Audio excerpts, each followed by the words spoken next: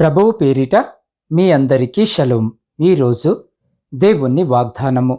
దేవుడు తాను ఏర్పరచుకొనిన వారు దివారాత్రులు తన్ను గూర్చి మొరపెట్టుకొనుచుండగా వారికి న్యాయము తీర్చడా.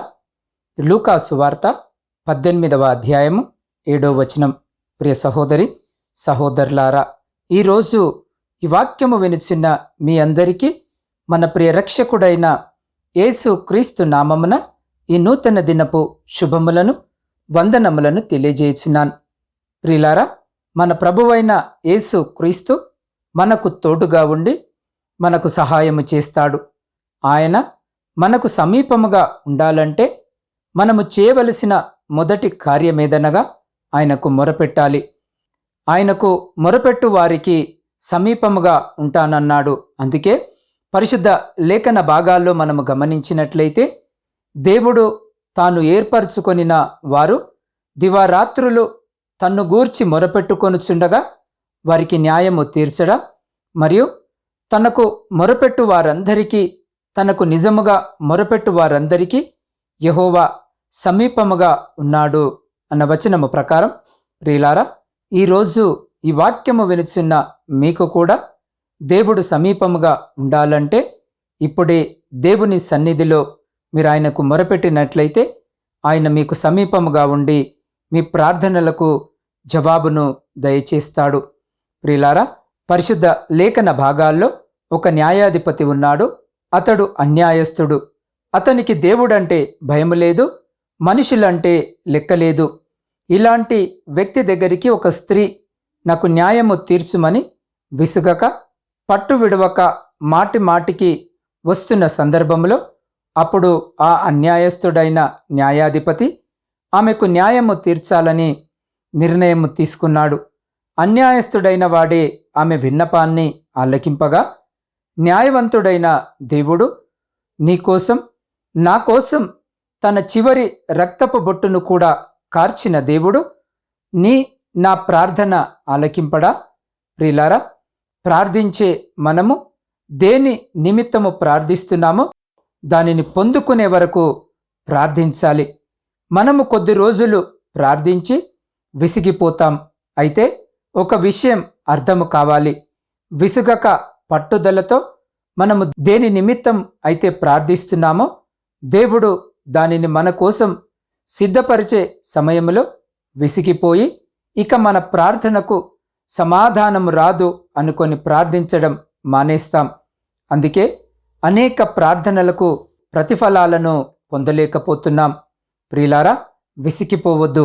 ఆయన ఆలస్యము చేస్తాడేమో గాని అలక్ష్యము చేయడు. ఆ ఆలస్యములో కూడా ఒక మేలు దాగి ఉంది అనే విషయాన్ని మర్చిపోవద్దు. ఎప్పుడు మనకు ఏమి కావాలో నీకంటే నాకంటే ముందుగా ఆయనకే తెలుసు అనే విషయాన్ని గుర్తుంచుకోవాలి. ప్రియులారా, సిలువలో దొంగకిచ్చిన వాగ్దానము ఇచ్చిన రోజే నెరవేరింది. అబ్రహామునకిచ్చిన వాగ్దానం నెరవేరడానికి 25 సంవత్సరాలు పట్టింది. కాలేబుకిచ్చిన వాగ్దానం నెరవేరడానికి 45 సంవత్సరాలు పట్టింది. ప్రియులారా, ఈ లోకములో జీవించుతున్న మనము నిజముగా దేవునిని వెతికినట్లయితే ఏమి జరుగుతుందో గమనించండి. దేవుని నిజముగా వెతికినప్పుడు ఆయన సమీపముగా ఉంటాడు. తనకు మొరపెట్టు వారందరికీ, తనకు నిజముగా మొరపెట్టు వారందరికీ యెహోవా సమీపముగా ఉన్నాడు. తన యందు భయభక్తులు గల వారి కోరిక ఆయన నెరవేర్చును, వారి మొర ఆలకించి వారిని రక్షించును అన్న వచనముల ప్రకారం, ప్రియులారా, మీ రహస్య విన్నపము దేవునికి వినబడును. ప్రియులారా, ఎన్నో ఏళ్ల క్రితం ఒక అమెరికా అధ్యక్షుడు ఒకరోజు తన మహానగరములో ఒక పెద్ద వీధిలో నడిచి వెళ్తుండగా వేలాది ప్రజలు ఆయనను చూచుటకు అక్కడికి హాజరయ్యారు. అక్కడ ఉన్నవారందరూ అతనిపై పూల వర్షము కురిపిస్తూ అధ్యక్షుడు చిరకాలము జీవించాలని కేకలు వేశారు. వీరి మధ్యలో ఒక చిన్న బాలుడు, ప్రెసిడెంట్ గారు మా ఇంటికి రండి అని కేకలు వేశాడు. అంతటి గొప్ప జనసందడి మధ్యలో ఆ చిన్న బాలుని కేకలు విని ఆ క్షణంలోనే అధ్యక్షుల గారు, నా ప్రియ కుమారుడా, నన్ను మీ ఇంటికి తీసుకొని వెళ్ళు అని చెప్పాడు. అయితే అతనితో ఉన్న తన అధికారి ఆ చిన్న బాలుడి ఇంటికి ప్రెసిడెంట్ గారు వెళ్ళుటకు ఆటంకమును తెలిపాడు. ఆ చిన్న బాలుడు నన్ను తన ఇంటికి పిలిచినడు కనుకనే నేను ఆ బిడ్డను విడిచి నేను వెళ్ళను అని చెప్పాడు. అప్పుడు అధ్యక్షుడు ఆ చిన్న బాలుని ఇంటికి వెళ్ళి అతన్ని ముద్దాడి తిరిగి వేడుకలకు వచ్చి కలుసుకున్నాడు. చూడండి ప్రియ సహోదరి సహోదరులారా, అమెరికా అధ్యక్షుడే ఒక చిన్న బాలుని కోరికను తిరస్కరించలేకపోయాడు. గొప్పవారందరినీ ప్రక్కకు నెట్టి ఆ బాలుని ఇంటికి వెళ్ళాడు.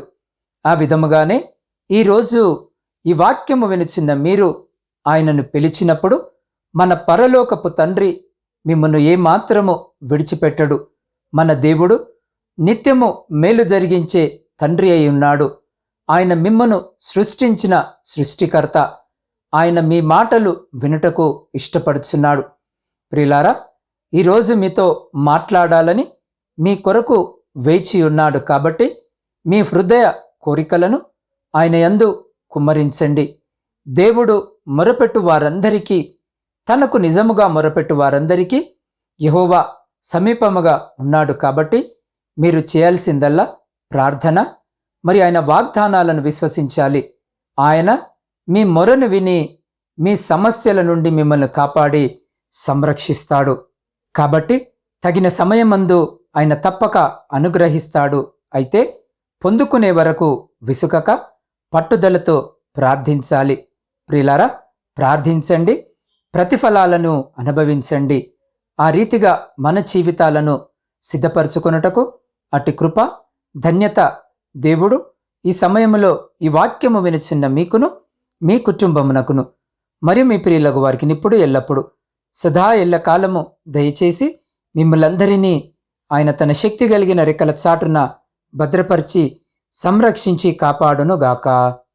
ఆమేన్. ప్రార్థన. పరిశుద్ధుడా, ప్రేమ నమ్మకము కలిగిన మా ప్రియ పరలోకపు పరమ తండ్రి, మీ జీవము కలిగిన నామానికి స్తుతులు స్తోత్రాలు వందనాలను తెలియజేయుచున్నాం.